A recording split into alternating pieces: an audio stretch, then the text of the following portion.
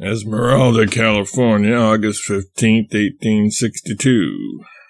My dear sister, I mailed a letter to you and Ma this morning, but since then I have received yours to Orion and me. Therefore, I must answer right away, else I may leave town without doing it at all. What in thunder are pilots' wages to me? Which question I beg humbly to observe is of a general nature, and not discharged particularly at you, but it is singular, isn't it, that such a matter should interest Orion, when it is of no earthly consequence to me. I never have once thought of returning home to go on the river again, and I never expect to do any more piloting at any price. My livelihood must be made in this country, and if I have to wait longer than I expected, let it be so. I have no fear of failure. You know I have extravagant hopes, for Orion tells you everything which he ought to keep to himself, but it's his nature to do that sort of thing, and I let him alone. I did think for a while of going home this fall, but when I found that was and had been the cherished intention and the darling aspiration every year of these old careworn Californians for 12 weary years, I felt a little uncomfortable. But I stole a march on disappointment and said I would not go home this fall.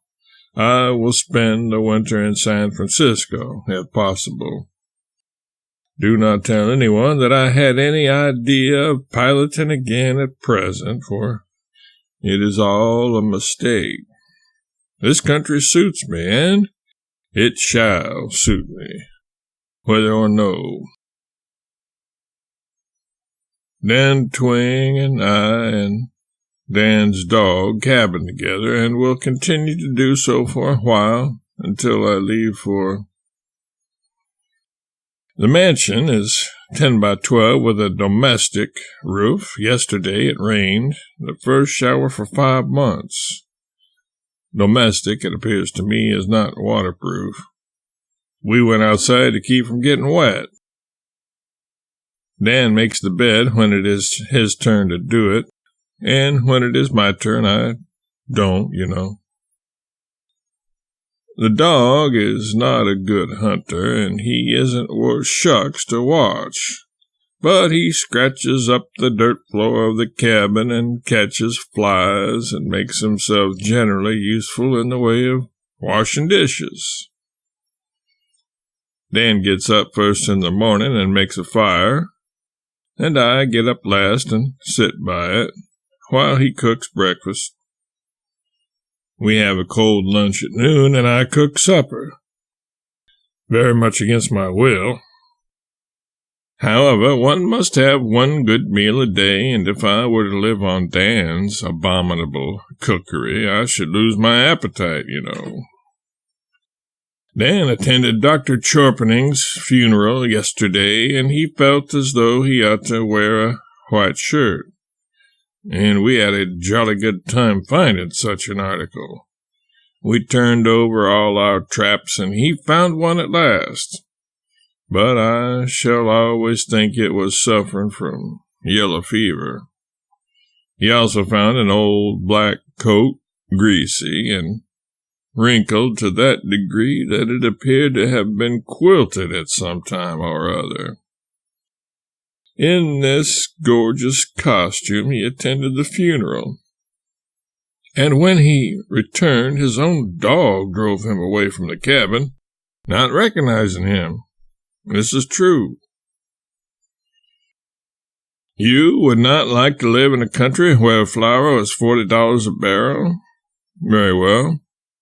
Then I suppose you would not like to live here, where flour was $100 a barrel when I first came here, and shortly afterwards it couldn't be had at any price, and for 1 month the people lived on barley, beans, and beef, and nothing beside. Oh, no, we didn't luxuriate then. Perhaps not.